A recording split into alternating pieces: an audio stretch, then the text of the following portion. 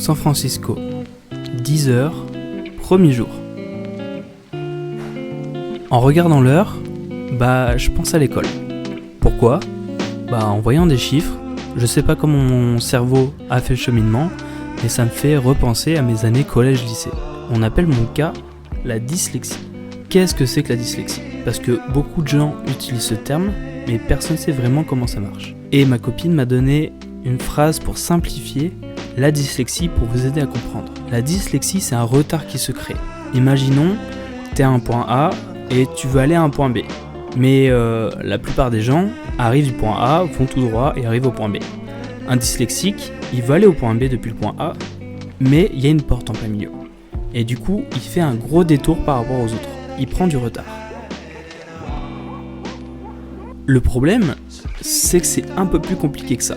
Il y a des dyslexiques qui vont arriver avec ce détour quand même à arriver au point B. Il y en a qui vont prendre tellement de retard qu'ils vont pas arriver jusqu'à ce point-là.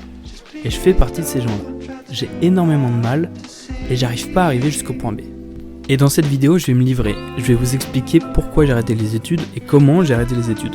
Tout d'abord, je tiens à dire une chose. Cette vidéo, elle est pas faite pour décourager parce que je suis un cas à part.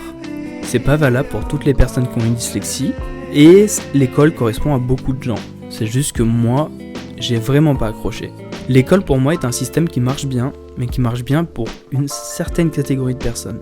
Il y a d'autres personnes qui vont jamais s'y retrouver. On va nous appeler des échecs scolaires.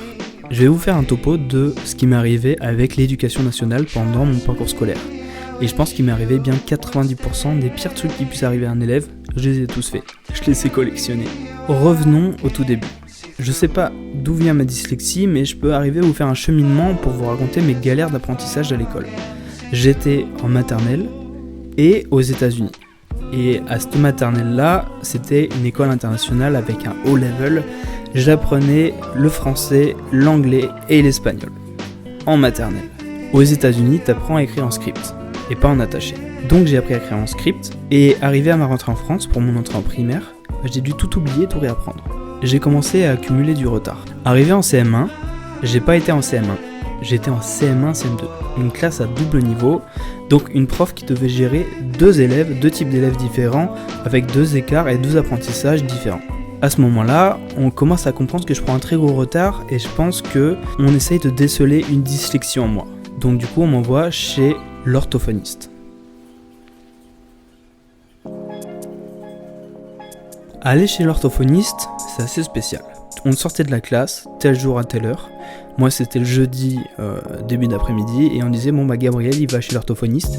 Toi, t'es un gamin, t'es tout seul, et tu vois tous tes camarades te regarder partir parce que, du coup, tu te sens grave différent. Et ça, déjà, ça installe un mal-être. À savoir qu'à cette époque-là, je jonglais entre 2 types de sorties. La sortie pour aller chez l'orthophoniste, et la sortie pour aller chez la psy, ou chez le psychiatre.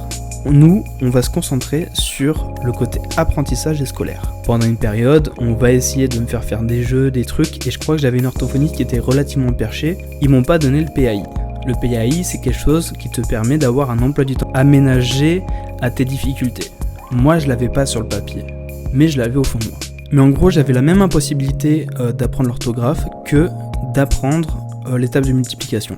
En seconde, l'enfer commence. Vous voyez sur les contrôles, sur les bulletins à la fin, vous avez la moyenne de la classe, votre moyenne, la meilleure moyenne et la pire moyenne.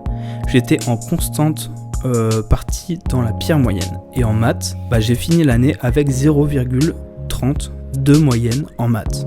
À partir de là, quand t'entends des profs toute la journée qui disent tu vas rien faire, toi tu vas finir par faire des jobs de merde, t'es voué à l'échec, qu'on croit plus en toi, moi j'ai laissé tomber. Et du coup j'ai commencé à arrêter d'aller en cours et moi, mon école, c'est devenu le skatepark. Donc du coup moi la semaine du bac de révision, contrairement à tous mes potes, moi je la passe au skatepark comme le reste de l'année en fait. J'arrive au bac et je me dis dans tous les cas j'aurai pas. Et là je crois que j'ai une bonne étoile. Que je tombe sur le sujet des caméras surveillance du spot de Confluence, le musée de Confluence. Et là du coup je me suis pris de passion pour ce sujet-là. J'ai commencé à poncer le truc et j'ai eu la moyenne dans la matière professionnelle. Le jour des résultats, je les ai même pas regardés. Il y a un pote qui m'a envoyé un message qui m'a dit ouais gros t'as eu le bac. Et moi je lui ai dit arrête de te foutre de ma gueule. Évidemment j'ai accumulé pas mal de retard et du côté études supérieures j'ai décroché, j'ai arrêté. J'ai été pris dans une école de cinéma, j'ai fait un prêt étudiant pour y aller. j'ai arrêté parce que je me suis dit, en fait, depuis le départ, on me dit qu'on va me donner un travail, qu'il faut que je travaille à l'école, que je sois bon pour qu'on me donne un travail, alors que depuis le départ, je fais des vidéos et je crée mon travail. Bref, la journée à San Francisco se termine. J'espère que vous aurez kiffé ces belles images. Et moi, je vous dis à demain. Parce que à l'heure où j'enregistre cet audio, je sais ce qui s'est passé. Et il s'est passé des dingueries dans le prochain épisode. Je vous fais plein de bisous. À demain.